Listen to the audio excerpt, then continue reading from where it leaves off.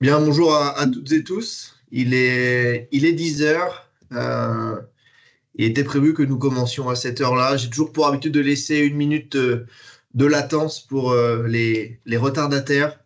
Donc, il est 10 heures. Je vous propose de commencer à 10h01,30 si on a un peu de retard.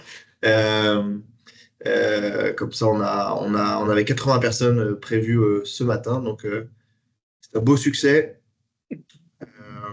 Bon, bah, voilà, il est 10h, il est 10h01. Les retardataires nous rejoindront en cours de route. Le plus important, c'est l'intervention de Brigitte. Donc, je vais faire la petite introduction qui durera 2 minutes et comme ça, on aura le temps de faire rentrer tout le monde dans cette visio. Je suis ravi de vous accueillir pour cette nouvelle visio. C'est la première de ce nom, l'Instant Eco by UNEP. On a voulu créer un nouvel événement trimestriel, donc c'est la version numéro 1. En cas de succès, on se reverra donc dans 3 mois, mais je n'en doute pas. On a voulu faire cette visio économique parce que grâce aux équipes de Laurent Seigneur qui est présent avec nous aujourd'hui, ainsi que Didier Krieger, on a eu la chance de participer avec l'équipe commerciale de l'UNEP donc à notre comité que nous avions délocalisé dans les locaux de la BRED. Et on a eu la chance d'avoir une intervention de Brigitte Bouteraon-Troquier, qui est économiste à la BRED, et on est sorti de là en se disant que ce serait un super rendez-vous à partager avec nos partenaires CGP. Et donc, on s'est dit que on allait l'industrialiser. Donc aujourd'hui, le but de cette visio, c'est de parler de la dynamique de croissance en France et les perspectives à venir. Alors, on aurait pu faire intervenir également un économiste, comme on a l'habitude de voir dans différentes sociétés de gestion, mais on voulait vraiment quelqu'un d'impartial qui n'a pas de fonds à proposer derrière. Vraiment quelqu'un qui soit libre de dire ce qu'elle pense. Donc, merci Brigitte, en tout cas, de nous faire l'honneur d'être avec nous aujourd'hui. Euh, on vous enverra bien sûr en toute fin de présentation, bien sûr, nos slides. Alors, celles de l'UNEP, ça va être très court puisque je vous ai remis l'agenda, pardon, l'annuaire de l'UNEP avec les coordonnées de vos interlocuteurs en région. Je précise que votre micro est coupé. Néanmoins, vous avez un chat et un Q&R qui est mis à votre disposition. Pour toute question liée à cette vidéo, moi je ferai le relais à l'équipe de la BRED qui est présent avec nous. Et puis si c'est des questions relatives à l'UNEP, j'y répondrai en toute fin. Prochains événements pour l'UNEP, et ensuite je laisserai la main à Brigitte, Laurent et Didier. Demain, on va se retrouver et il y aura un petit parallèle avec la visio du jour, puisque demain, on se retrouve à 11 heures avec Guillaume Merceron, qui est en charge de l'offre structurée, en plus de la belle région qui est Bretagne, Pays de la Loire, Normandie. Il nous présentera la nouvelle offre de produits structurés éligibles sur les contrats Oradea, mais également Prépa. Euh, et il y a un des produits qui a comme sous-jacent l'OAT 10 ans. Donc peut-être que nous aurons des bribes d'informations sur ce support, en tout cas sur l'environnement qui entoure l'OAT. Mardi prochain, je vous retrouve pour une deuxième visio de présentation du PER by UNEP qui a été lancé la semaine dernière avec un nouvel assureur dans l'univers UNEP qui s'appelle UMR. Ce sera mardi à 9h30. Vous avez un petit QR code pour vous inscrire. Et puis, en partenariat avec Fidroit, l'UNEP Campus vous propose la retraite vue du ciel. C'est le jeudi matin 17 octobre. Et puis, nous aurons, entre octobre et novembre, la date est à définir, une visio immobilière où nous mettrons en avant Foncière et Territoire, qui est une petite société de SCPI avec qui on aime bien travailler et qui est d'ailleurs présent sur les contrats Pré-Par-Vie. Ce qui me permet de faire le parallèle avec les équipes de la BRED. Aujourd'hui, le partenariat entre la BRED et donc plus précisément Prépare et l'UNEP en fait a été initié grâce à Laurent Seigneur qui est au fond de la salle. Euh, Laurent, c'est le directeur des partenariats externes chez la BRED et grâce à lui et aux équipes de Delphine Pasquier chez Prépare, on a initié ce partenariat depuis maintenant 4 ans et on est vraiment ravis de ce couple qui dure depuis maintenant voilà, 4 ans, où on a pu mettre en avant les personnes morales, mais pas que. On a réussi à, à, on va dire, commercialiser un type de support que nous n'avions pas l'habitude de voir, qui est en l'occurrence le Fonds Eurocroissance, et également de nouvelles petites SCPI qui trouvent preneur dans les allocations de nos partenaires CGP. Voilà, j'en ai terminé pour cette petite introduction. Didier, Laurent, Brigitte, c'est à vous. Je vous laisse la main sur la présentation. Je vais arrêter mon partage d'écran et je vous laisse partager votre écran. Merci Guillaume pour ces mots d'introduction. Effectivement, on prépare une des filiales en fait de la BRED et on a répondu favorablement effectivement à l'appel de Guillaume, parce que c'est vrai qu'au sein en fait du groupe BRED et de ses filiales, on aspire vraiment en fait à vous partager différentes expertises dans le capital investissement, dans la gestion d'actifs, dans l'ingénierie fiscale aussi et patrimoniale. Et à ce titre-là, aujourd'hui, ce matin, on a le plaisir effectivement d'avoir notre économiste qui va partager sa vision sur la France et puis ses perspectives économiques. En fait, le résumé de notre comité commercial à la BRED, ça a été de dire on aurait aimé avoir Brigitte comme prof à l'école. On s'est dit qu'il fallait le faire partager. Oui, alors. Est-ce que vous voyez à l'écran notre support? Oui, c'est très bien. Ah, c'est parfait. Alors tout d'abord, moi je vous remercie de m'avoir proposé de faire cette intervention. Alors c'est vrai que la précédente était un petit peu plus gaie parce que nous parlions aussi de zones économiques où il y avait une dynamique assez forte. Aujourd'hui, nous allons commencer par le plus difficile, l'activité à la fois de la zone euro et de la France, mais plus particulièrement de la France, pour essayer d'élaborer un bilan sur cette activité et essayer de dessiner, ça ce sera peut-être le plus compliqué, des perspectives au moins pour 2025, parce que moi les perspectives comme celle du FMI à 2029, j'y crois très peu. Donc contentons-nous déjà de terminer l'année 2024 et de commencer l'année 2025, alors avec un environnement dans lequel je vais situer assez rapidement la France. Des contributions qui, vous le verrez, sont à contre-courant de ce que l'on peut attendre de la dynamique économique du pays. On verra le comportement des ménages, puis après celui des entreprises, avec certainement un virage dans le cycle de l'investissement. Des conditions financières dans lesquelles les entreprises et les ménages et l'État évoluent aujourd'hui en France, mais dans la zone euro, parce que finalement, quand on parle de la France, on ne peut pas l'exclure d'une zone qui est la seule zone qui pourra exister demain face aux deux poids lourds que sont d'un côté les États-Unis et de l'autre côté la Chine. Et enfin, c'est d'ailleurs pour ça que je terminerai sur les conditions régionales, il manque un E, et internationales de l'activité française. Alors, je vais commencer par situer la France dans son environnement. Et je l'ai pris à la fois sur une période assez longue, puisque j'ai repris l'évolution de la dynamique du PIB réel, évidemment français, américain ou états-unien, européen et allemand, depuis 1995. Et on voit ici que lorsqu'on parle d'une même base commune de 100 en 95, les États-Unis aujourd'hui ont quasiment multiplié par 2 leur produit intérieur brut, alors que la France et la zone euro ne l'ont augmenté que de à peine 60%. En constatant tout de même que finalement la France est à peu près dans la trajectoire de la zone euro. En revanche, dans cette dynamique, on voit bien qu'au sein de la zone euro, il y a un acteur qui est en souffrance depuis quelque temps déjà, c'est l'Allemagne. Et l'Allemagne n'est pas non plus un acteur négligé de la zone euro, puisqu'il représente quasiment 30% de son produit intérieur brut.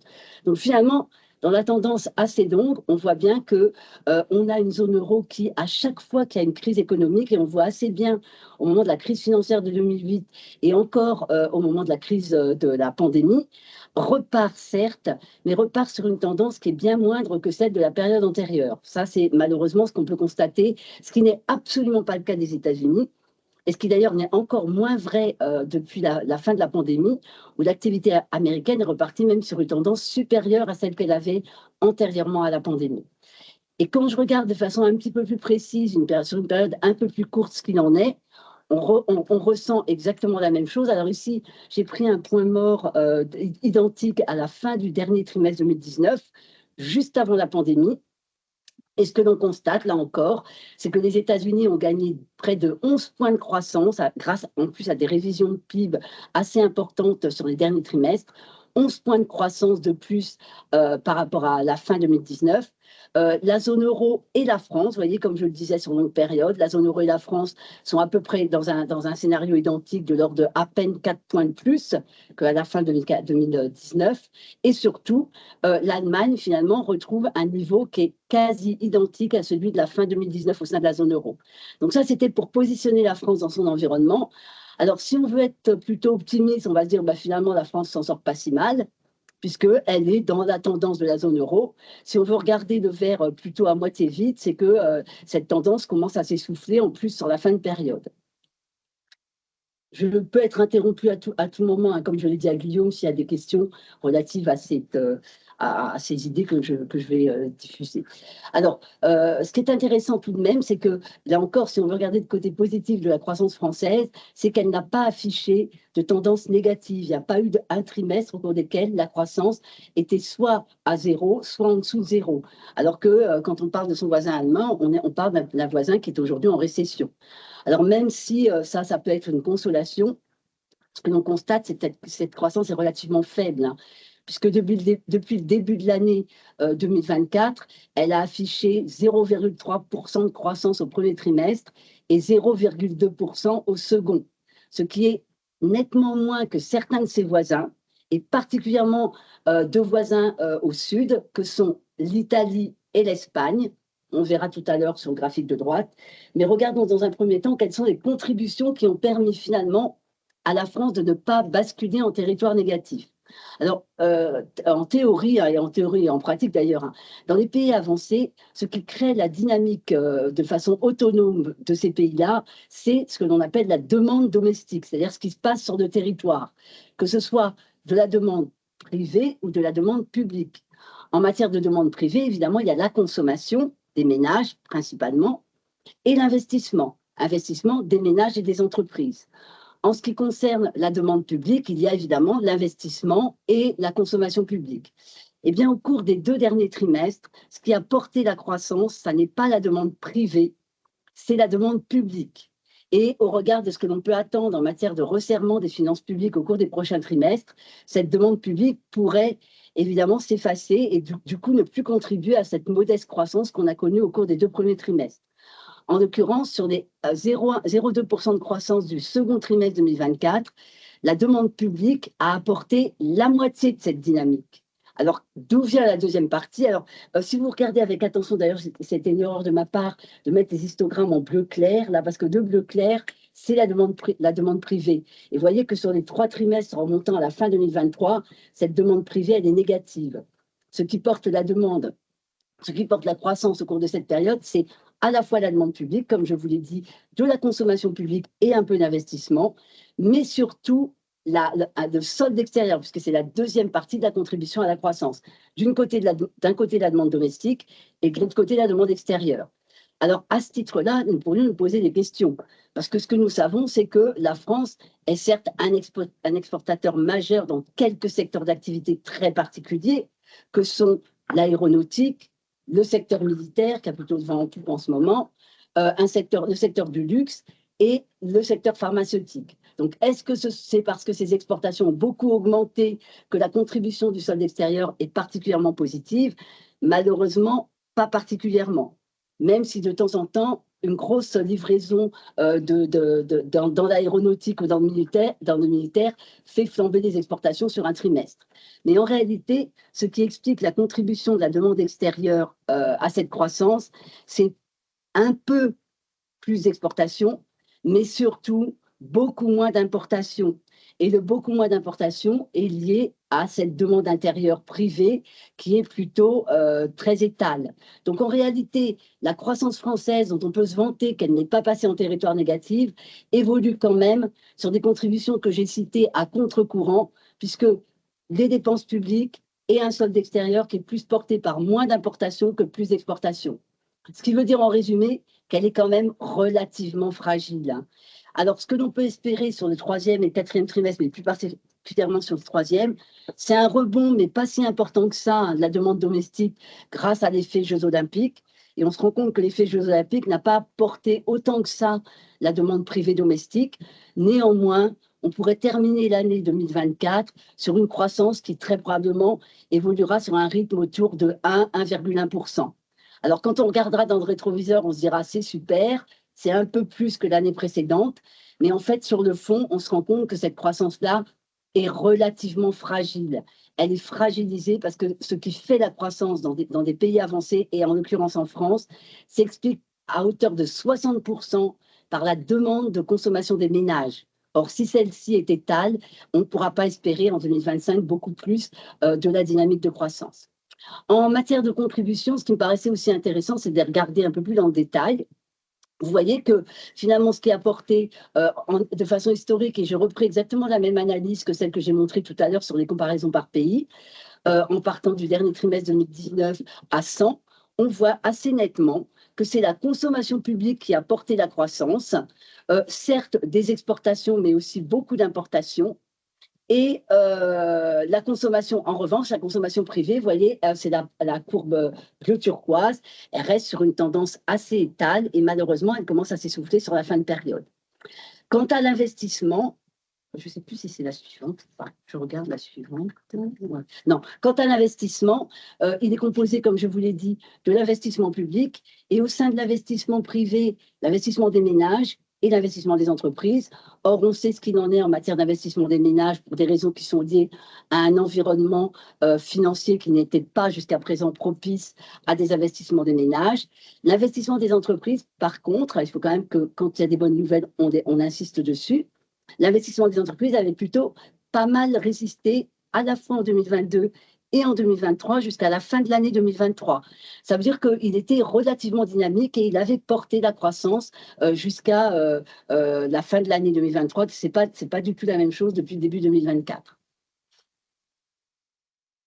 Alors, regardons de façon un petit peu plus précise ce qu'il en est du comportement des ménages, puisque là encore, il est très important de savoir si leur consommation pourrait alimenter un peu plus de croissance au cours des prochains trimestres. Et ici, je l'ai illustré par à la fois leur niveau de revenu, leur pouvoir d'achat, mais aussi leur taux d'épargne. Alors en réalité, et là je parle des ménages au sens large, hein, je ne parle pas de catégorie sociale, je ne parle pas de décile, je parle de l'ensemble du comportement des ménages. Ce que l'on peut constater sur les petits histogrammes gris, c'est que malgré les pressions inflationnistes qui ont quand même perturbé énormément leur capacité de dépenses au cours des derniers trimestres, rares ont été les trimestres sur la fin de période où leur pouvoir d'achat s'est dégradé. Il s'est dégradé un peu en 2022, mais vous voyez que depuis 2023, il rebondit et il reste sur des niveaux positifs dans leur globalité.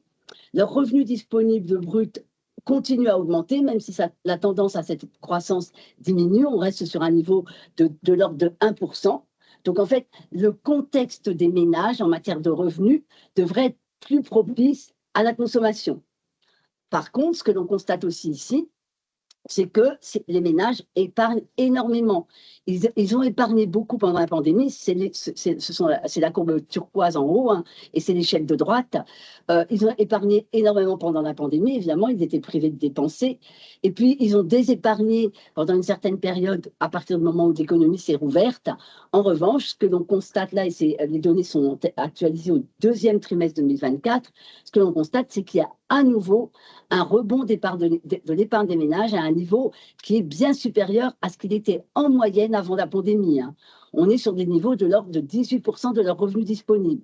Ce qui veut dire que même si leur pouvoir d'achat ne s'est pas trop dégradé dans la globalité, même si leurs revenus disponibles continuent à progresser sur un rythme certes un peu moindre, mais sur un rythme positif, les ménages ont encore vocation à épargner plus que consommer. Et ça, c'est très probablement lié à un environnement dans lequel ils ont un sentiment d'incertitude. On le verra tout à l'heure dans les enquêtes. Parce que, étonnamment, ce qui fait un peu la différence de cette période d'incertitude par rapport à celle au cours desquelles, avant la pandémie, l'environnement se dégradait, c'est que le marché de l'emploi, même s'il est un peu moins dynamique, est encore créateur de postes. Et d'ailleurs, ils ont ce sentiment, les ménages, que le marché de l'emploi, pour l'instant, n'est pas une menace qui viendrait s'ajouter à un environnement incertain dans lequel ils évoluent. Et on le voit ici sur les évolutions des créations d'emplois trimestrielles. On ne peut pas nier que les créations d'emplois diminuent, mais on reste encore sur un niveau légèrement positif de création d'emplois. Donc à ce titre-là, et ça c'est un élément hyper important dans le comportement des ménages par rapport à leur épargne et leur consommation. À partir du moment où ils ont un sentiment qui se renverse sur le marché du travail, ils essaient d'épargner un peu plus parce que cette incertitude à venir pourrait peser sur leurs revenus et leur consommation. Alors regardons maintenant ce qu'il en est en matière d'enquête. Vous avez à gauche un certain nombre de résultats d'enquête, de l'enquête auprès des consommateurs français de l'INSEE. Et vous avez à droite quelques indicateurs plus spécifiques.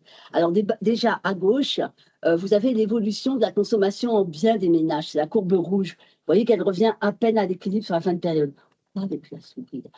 Si vous ne suivez pas bien les graphiques, vous me le dites. Hein, je peux prendre un peu plus de temps. À gauche, vous avez l'évolution de la consommation des ménages en biens en glissement annuel. Vous voyez qu'on revient à peine à l'équilibre. Sur 12 mois, on est à 0. C'est la courbe rouge.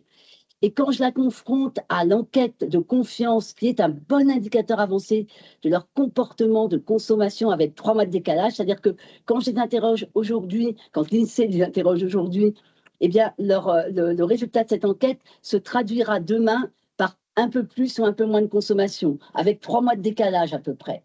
Alors, que constate-t-on dans cette enquête?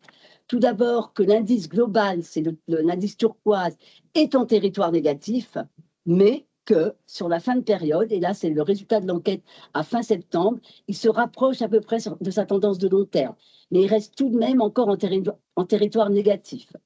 Que le sous-indicateur, justement, celui qui est révélateur de leur ressenti par rapport à l'évolution du chômage, c'est la courbe bleu marine. Pareil, hein, la situation s'était extrêmement aggravée pendant la pandémie. Vous voyez que la courbe bleu marine est passée très nettement au-dessus du niveau de 0. Ça veut dire que ce ressenti qu'ils avaient sur le marché du travail se dégradait énormément, qui s'est beaucoup détendu. D'ailleurs, c'était aussi une des problématiques des chefs d'entreprise au moment de la reprise économique, de trouver des emplois et des compétences dont ils avaient besoin. Mais on voit bien que là aussi, on revient vers le niveau de l'équilibre 0. Ce n'est pas une préoccupation première, mais ça devient petit à petit une nouvelle préoccupation qui pourrait expliquer leur comportement à venir en matière de consommation. Et puis, le troisième sous-indicateur que j'ai choisi ici, c'est celui, évidemment, qui pouvait freiner leur consommation et leur faire ressentir le besoin d'épargner un peu plus, c'était l'environnement des prix.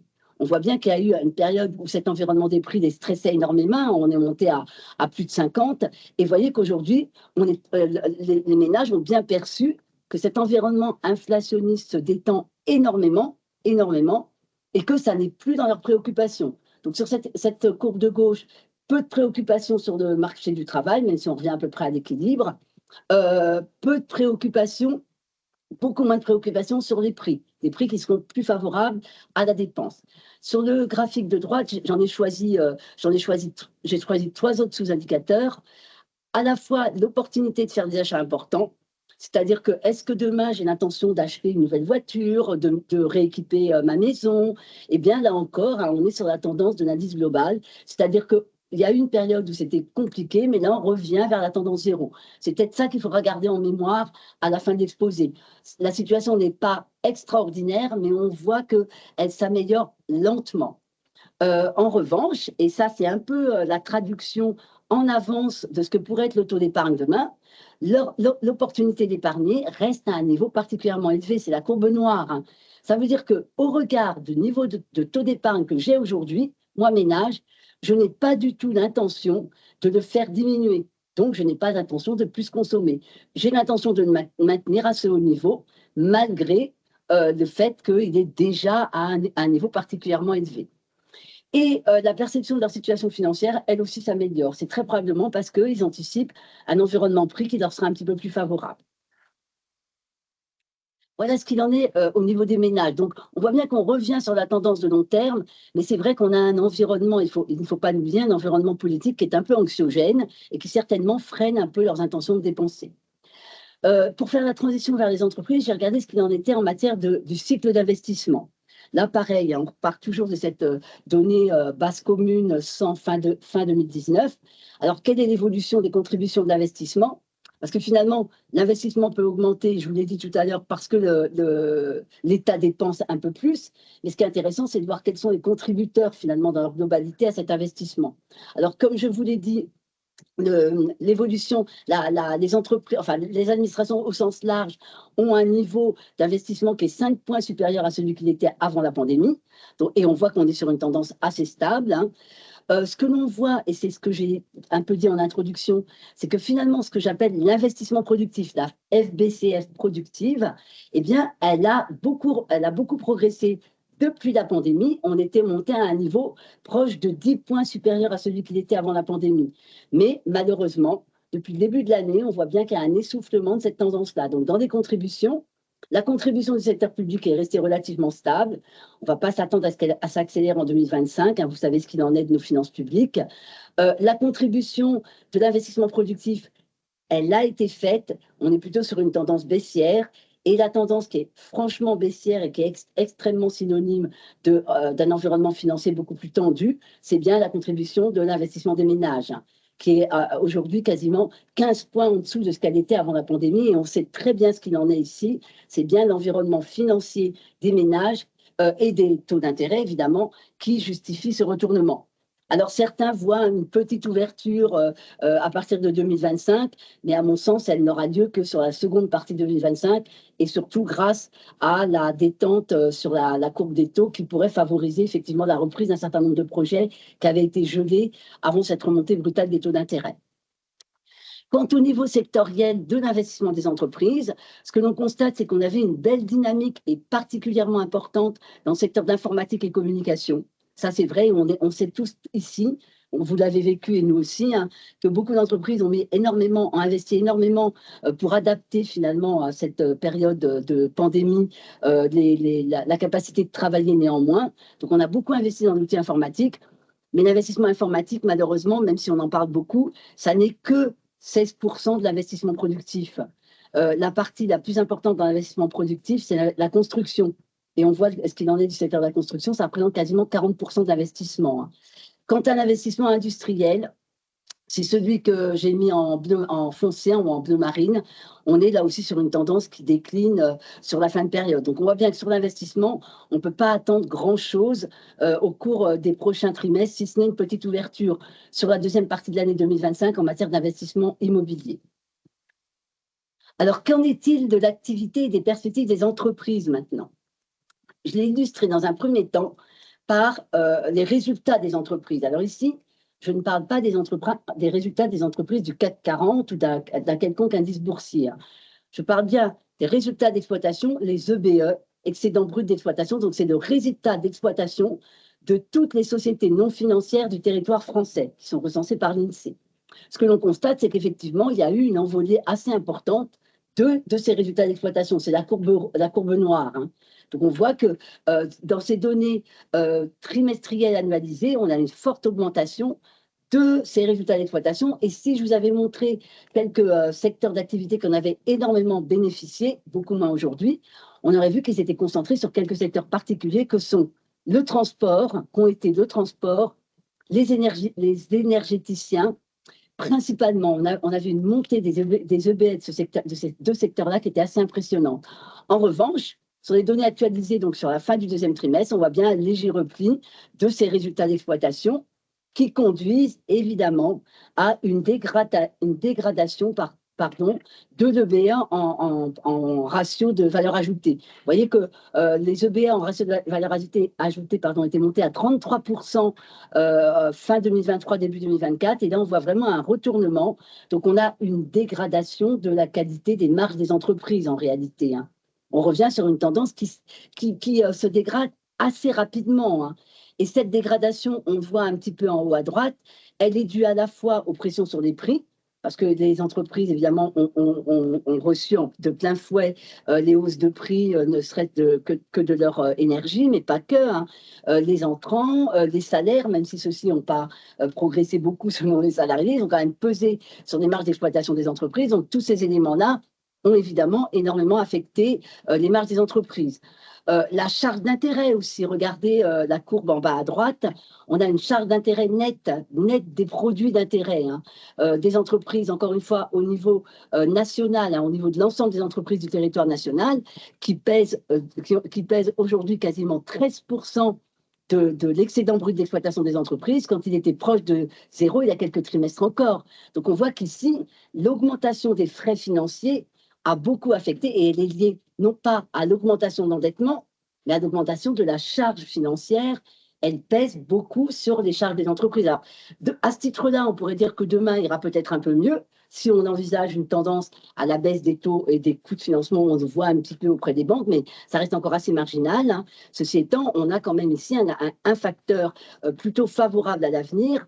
Tout comme le facteur salaire, on voit que des augmentations de salaire ont eu lieu, quelques-unes encore très probablement en début 2025, mais là encore, il y a un peu moins de pression sur les salaires et puis très nettement moins de pression sur le prix des entrants. Donc la qualité des marges pourrait s'améliorer si l'activité repart de façon substantielle en 2025. Vous voyez qu'il n'y a pas que des mauvaises nouvelles, tant de la part des ménages que des entreprises.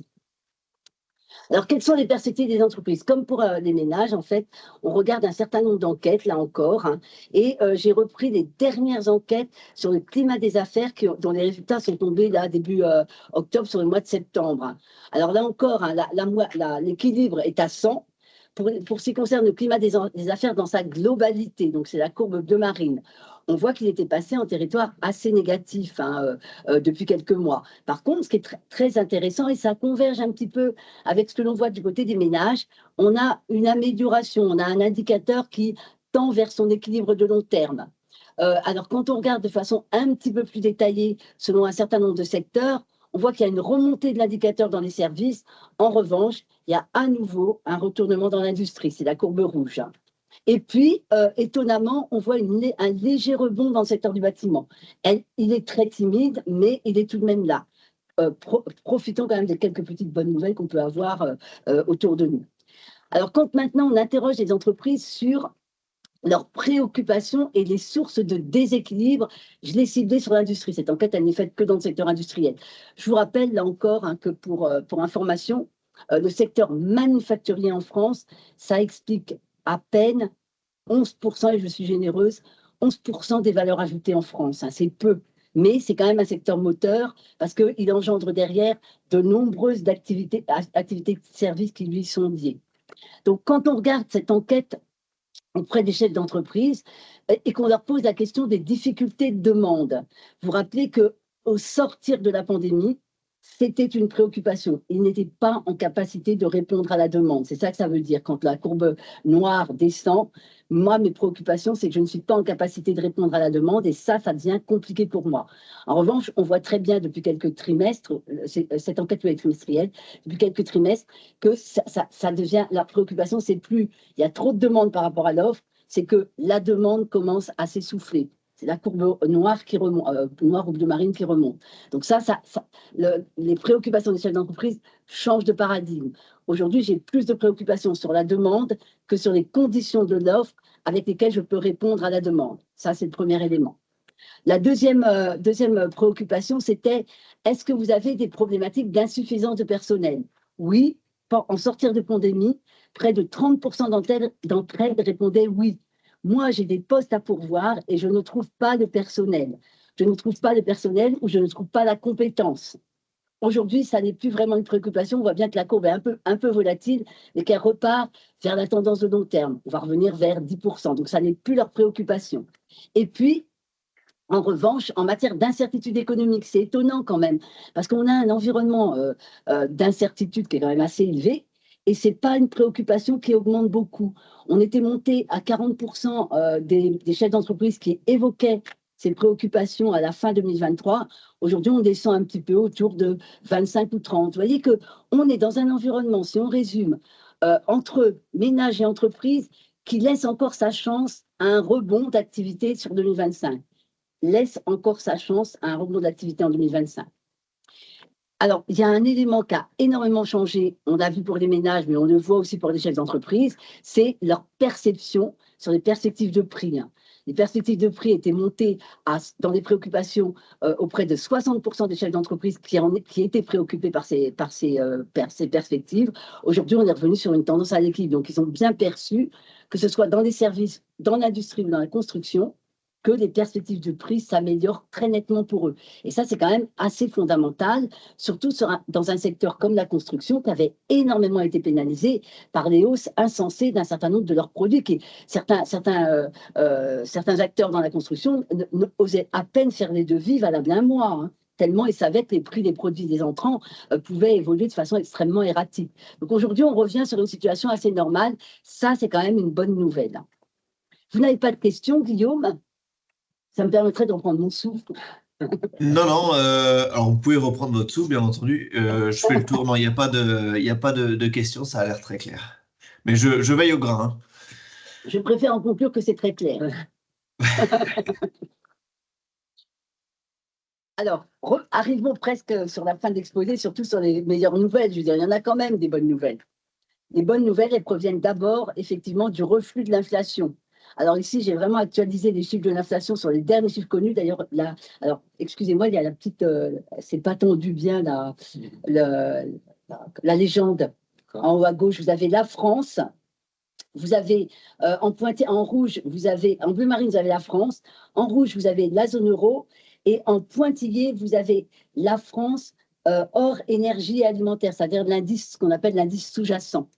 Donc, qu'est-ce qu'on constate? On constate qu'effectivement, on a des prix qui sont montés à des niveaux particulièrement élevés et encore pas aussi élevés en France que dans certains pays de la zone euro.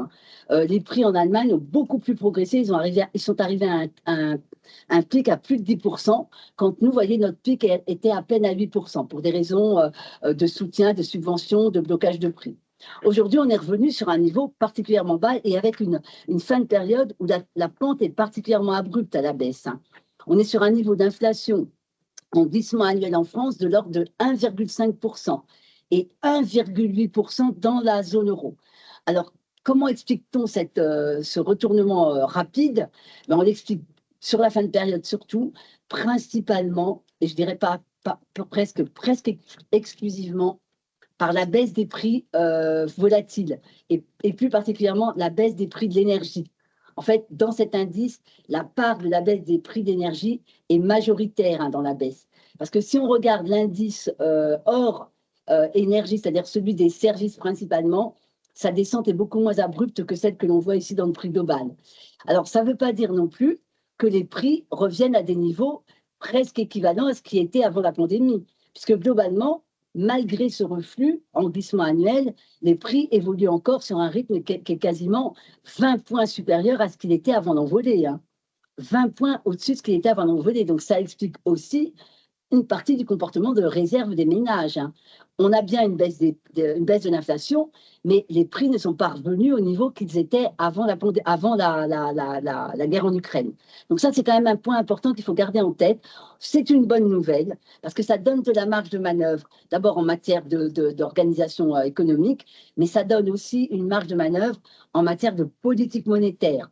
Alors, la France et la zone euro ne font pas exception à un environnement mondial de baisse des prix généralisée, puisque principalement cette baisse des prix provient des prix énergétiques.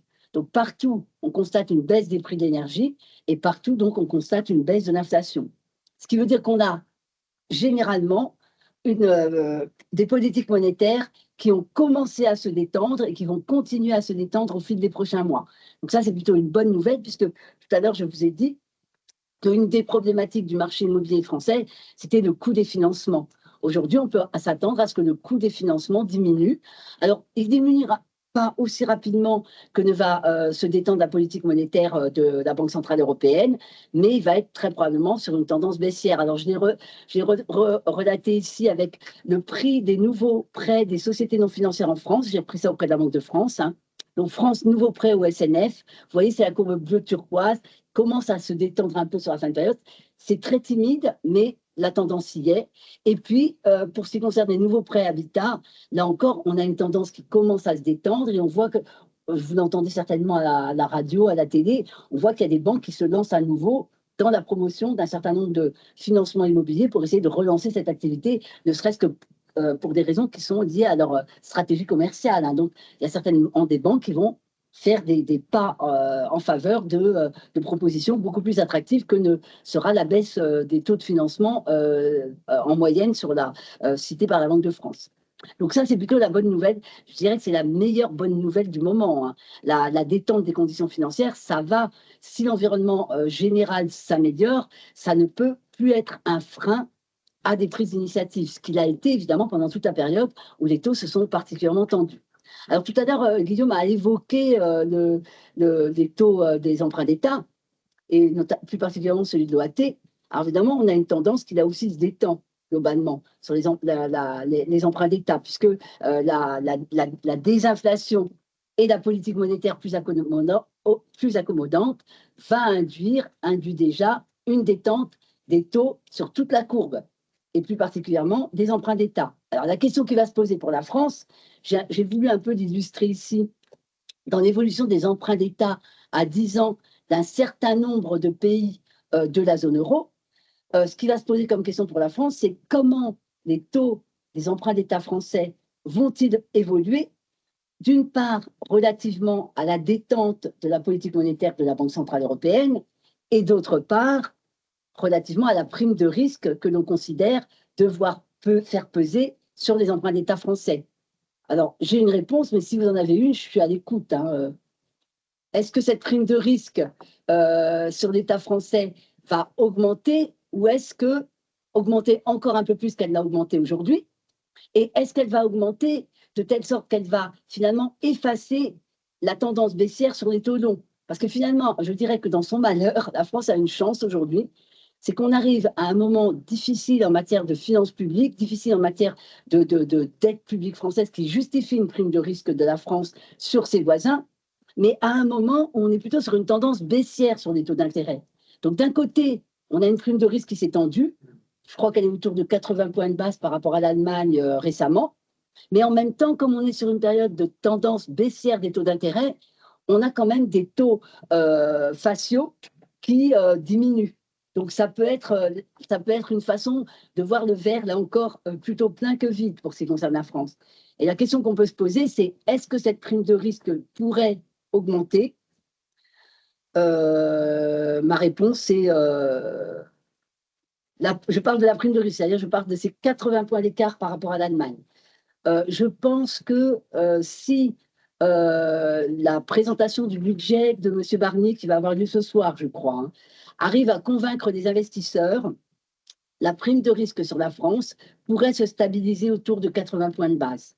80 points, ce n'est pas énorme. Hein. 80 points, ce n'est pas énorme. C'est d'autant pas énorme que finalement, la charge d'intérêt sur la dette française, quoi qu'on en dise, même si en montant, elle va augmenter, la charge d'intérêt sur la dette française représente une part relativement faible du stock de dette et du PIB. Nous avons connu en France des périodes au cours desquelles la charge de la dette était bien plus élevée que ça. Alors quand je vous dis qu'elle pèse peu, elle pèse 2 points de PIB. Alors évidemment, 2 points de PIB, c'est 45 ou 50 milliards d'euros, dont on aurait plutôt besoin pour autre chose. Mais la réalité, c'est que même si la presse en parle de façon systématique, cette charge n'est pas énorme. Elle ne représente que 2% du PIB, quand elle en représente près de 3% en ce qui concerne l'Italie. Donc c'est un point qui reste à l'actif de la France. Il ne faudrait pas qu'elle se dégrade plus, mais ça n'est pas le point d'achoppement. Alors, le deuxième point d'achoppement, ça serait, est-ce que la dette française risque d'être rejetée par les investisseurs? Parce que j'imagine que vous aviez cette question en stock, Guillaume. Personne n'osait la poser. J'avais mon micro qui était... Et bien évidemment, Brigitte. Et surtout, personne n'osait me la poser. C'est ça. Et le chat marche toujours. Hein. Je relance. Je fais un peu de pub pour ce chat. Hein. Maintenant, je vais faire des questions et des réponses. Et je ne vais pas faire des réponses avant les questions. Donc, je pose la question. La dette française était devenue une dette risquée. On voit le risque qui se traduit par ce spread de 80 points qui était de 50 avant, hein, donc 30 points d'écart en fait depuis les inquiétudes, depuis en fait la dissolution de l'Assemblée, nous avons un écart de taux qui a augmenté de 30 points sur la dette française. C'est-à-dire qu'on payait la dette française 50 points de plus que la dette allemande, l'actif sans risque de la zone euro. Donc l'actif français était déjà un peu risqué puisqu'on payait 50 points de plus. Aujourd'hui, on paye 30 points de plus que les 50. Donc, elle est un peu plus risquée, mais elle n'est pas si risquée que ça. Alors, pourquoi moi, à mon sens, il n'y a pas trop d'inquiétude sur la dette française? Alors, j'ai des arguments auxquels tout le monde n'est pas obligé d'adhérer, hein. Mon premier argument, c'est de dire que dans la zone euro, globalement, nous avons un stock de dette dite sans risque. Donc, la dette dite sans risque, c'est d'abord la dette des États de la zone euro. Un stock de dette de l'ordre de 12 ou 13 000 milliards d'euros. Voilà. Cette dette dite sans risque, elle sert à alimenter principalement les caisses de retraite, les fonds d'investissement d'épargne, parce que ce sont des actifs qui, a priori, servent un taux d'intérêt sans trop de risques, vont jusqu'à leur échéance, parce que finalement, jamais la France n'a fait défaut depuis très longtemps, vont jusqu'à leur échéance et servent finalement de base à la diversification. Donc 13 000 milliards. Sur ces 13 000 milliards, pour ce qui concerne la France, il y en a à peu près le quart en France. 3 000 milliards de dette française. 3 000 milliards. La dette allemande, qui est un actif extrêmement recherché, puisque c'est l'actif le moins risqué de la zone euro. De par le fait que l'Allemagne a mené une politique budgétaire beaucoup plus raisonnable que nous, n'a un stock de dette que de 2 700 milliards. 2700 ou 2500, l'Allemagne 2500, la France 3000. En plus, comme cet actif allemand est extrêmement recherché, tous les investisseurs internationaux officiels, que sont les banques centrales, les organismes internationaux, achètent d'abord la dette allemande. Ce qui veut dire qu'à la fin, sur le marché, pour les fonds d'investissement, pour les caisses de retraite, il reste à peine 700 milliards de dette allemande. La dette française, qui est quand même recherchée, elle a un stock qui est beaucoup plus large. Ce qui veut dire qu'elle a quand même cette qualité d'être extrêmement liquide. Ça ne la sauvera pas d'une prime de risque supérieure, mais c'est quand même un actif qui est particulièrement liquide et donc, de par ce fait-là, particulièrement recherché. Voilà pourquoi, à mon sens, même si aujourd'hui on compare la prime de risque de la France à celle de l'Espagne ou à celle du Portugal, la comparaison n'est pas raison. Et la dette portugaise qui, pour des raisons qui sont liées à tous les efforts qui ont été menés depuis la crise financière ou la post-crise financière de 2008 en Espagne ou au Portugal, justifie une détente de cette prime de risque, ne répondront jamais aux exigences des investisseurs d'avoir une dette extrêmement liquide. De mémoire, la dette portugaise, puisqu'on la compare beaucoup à la dette portugaise aujourd'hui, son sous-jacent, c'est à peine 600 milliards d'euros. Donc, on peut se précipiter sur la dette portugaise, ce qui justifie très probablement aussi la détente du Portugal, ce qui justifie un peu aussi la détente de l'Espagne. Mais là encore, comparaison n'est pas raison. L'actif français, même s'il mérite une prime de risque un peu supérieure aujourd'hui, compte tenu de ses difficultés budgétaires, compte tenu de cette instabilité politique qui n'était pas un élément qui rentrait dans les considérations des investisseurs jusqu'à présent, eh bien, reste quand même un actif extrêmement liquide dans la zone euro, donc il ne perdra pas cette attractivité-là, hein. On la paiera un peu plus cher. Est-ce que vous êtes convaincu de mon argument ou est-ce que quelqu'un a autre chose à dire? Je suis à l'écoute de tout. Il y avait une question qui reprenait un petit peu cette thématique, puisque c'était indiqué que les taux français sont supérieurs aux taux du Portugal, l'Espagne, etc. Et la prime de risque pour les entreprises va-t-elle être impactée? Si oui, dans quelle mesure? Donc ça, c'était une première question. Et la deuxième, c'est il serait intéressant d'avoir le taux d'emprunt d'État de la Grèce aussi en comparaison, qui était à l'agonie il y a quelques années Oui. et a été sauvé entre guillemets par l'Europe et stigmatisée. Il semblerait qu'aujourd'hui, elle emprunte dans de meilleures conditions que la France. Alors ça, mais vous avez raison sur tout ça. C'est pour ça que j'ai pris les devants, vous voyez. Je n'ai pas osé évoquer la Grèce parce que je trouve que la comparaison est encore plus injustifiée en ce qui concerne. Mais on en parle beaucoup. Les taux, effectivement, les taux auxquels emprunte la Grèce sur 5 ans sont passés à un niveau inférieur à celui de la France. Mais n'oublions pas qu'une grosse partie de la dette grecque n'est plus négociée. Aujourd'hui, je regardais rapidement tout à l'heure ce qu'on appelle les officiels européens détiennent 75% de la dette grecque. C'est-à-dire que 75% de la dette grecque n'est plus challengée sur les marchés. Donc évidemment, quand aujourd'hui la Grèce émet une obligation à 5 ans sur des montants ridiculement bas, on va aller un peu sur la Grèce qui explique la baisse de la prime de risque sur la Grèce, mais uniquement sur un tout petit montant. Donc la comparaison, là encore, ne paraît pas justifiée pour la Grèce. Néanmoins, je tiens à le dire, néanmoins, on est ici dans des pays, en ce qui concerne la Grèce, en ce qui concerne surtout la Grèce, le Portugal et l'Espagne, qui Alors pour l'un, la Grèce a été obligée de faire des efforts draconiens à la suite de la crise financière, commence à bénéficier des retombées de tous ces efforts. Leurs indicateurs financiers se sont très nettement améliorés, mais en aucun cas, ils ne pourront se substituer à la dette française dans des allocations d'actifs d'investisseurs de tous ordres, parce que le stock de dette française est beaucoup plus important. Et même si, après je ne pourrais peut-être pas rentrer dans les détails, mais même s'il y a une très, très, très nette amélioration des situations économiques de ces trois pays, ils ont quand même, chacun d'entre eux, de grandes faiblesses. Et la France, par rapport à ces faiblesses, a un énorme atout. N'oublions pas de penser aussi aux atouts de la France, c'est que la France a une économie particulièrement diversifiée. Quand on parle de la Grèce, quand on parle du Portugal, on parle d'abord d'un secteur touristique qui est hypertrophié. Et donc, quand le tourisme va bien, tout va bien. Ça nécessite aussi des sacrifices de la part des populations locales. On voit aussi les tensions dans les lieux de touristes particulièrement appréciés. Donc, c'est quand même, ça fait partie des faiblesses de ces pays du Sud. Des économies qui sont pas suffisamment diversifiées pour que, lorsqu'elles sont confrontées à un choc frontal, comme par exemple la Covid, s'effondrent brutalement. Parce qu'encore une fois, ce sont des secteurs qui sont très exposés, des économies qui sont très exposées à quelques secteurs seulement. Ça, c'est un atout de la France. La diversification est un atout de la France. Ça ne veut pas dire Moi, qu'il y a j'avais des une faiblesses. question, puisque vous parliez tout à l'heure de la présentation du budget ce soir, et il est aussi question d'hausser la flat tax de 30 à 33%. Donc ça va nous impacter, on va dire, directement. Est-ce que c'est des choses qui ont déjà été envisagées? Est-ce que ça a été prévu? Enfin, en tout cas, est-ce qu'il y a des prévisions qui ont été faites là-dessus? En matière de conséquences en matière de conséquences sur la macroéconomie, Oui, et puis ce serait ça. plus particulièrement sur l'épargne, en tout cas, puisque c'est ce qui nous concerne. Oui, alors là c'est pareil, quand on regarde l'épargne française, alors peut-être justement ça permet d'aborder peut-être la dernière partie de l'exposé. En fait, on a un niveau d'épargne française, enfin on a de l'épargne française qui est très peu diversifiée en réalité.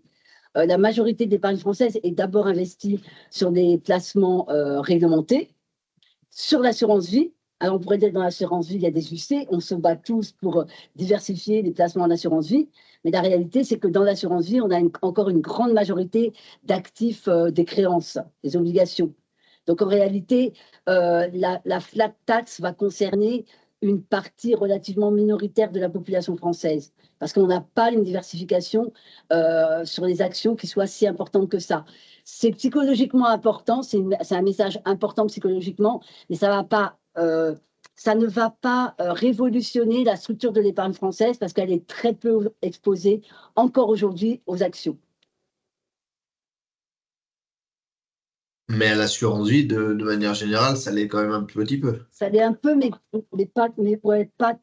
Encore une fois, même, enfin, là, Laurent est beaucoup plus compétent que moi sur la répartition de l'assurance vie, mais dans l'assurance vie, on a quand même une grosse part d'assurance vie. On aimerait en avoir plus en UC, mais on en a une grosse part en titre de créance. Oui, non, mais bien entendu, on est d'accord là-dessus. Après, c'est vrai que la flat tax, d'une façon globale, va s'appliquer en fait sur l'assurance vie, mais c'est ouais.